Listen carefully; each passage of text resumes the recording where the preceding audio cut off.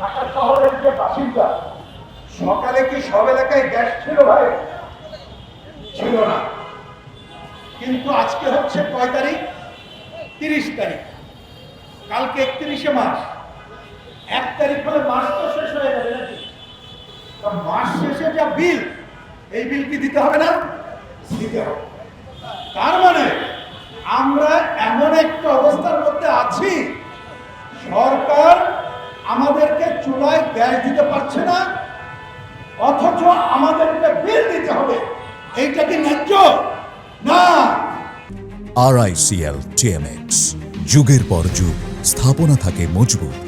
আমি তাই এই সভার শুরুতে আমাদের পেছনে তিতাস গ্যাসের যারা আছেন তাদেরকে অনুরোধ জানাই, আপনারা গ্যাস দিতে পারছেন না, আপনাদের অফিসে থাকার দরকার আছে কিনা আচ্ছা সেটাও বললাম না, আপনাদের বেতনও বন্ধ করতে বলছি না, কিন্তু যতক্ষণ পর্যন্ত 24 ঘন্টা নিরবিচ্ছিন্ন গ্যাস না দিতে পারবে ততক্ষণ পর্যন্ত মাসের গ্যাস বিল বন্ধ রাখা দরকার বলে আমরা মনে করি।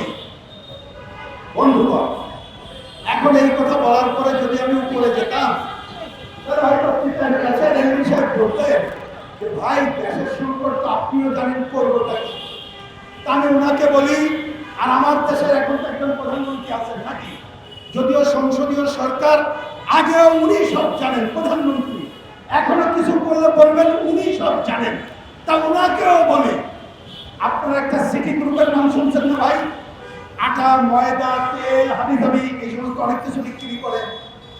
তাদের দুরবস্থা নাকি, সেই দুরবস্থা কাটানোর জন্য বিভিন্ন ব্যাংকে দায়িত্ব দেওয়া হয়েছে, প্রয়োজনে 25,000 কোটি টাকা তাদেরকে নতুন করে ঋণ দেওয়া হবে।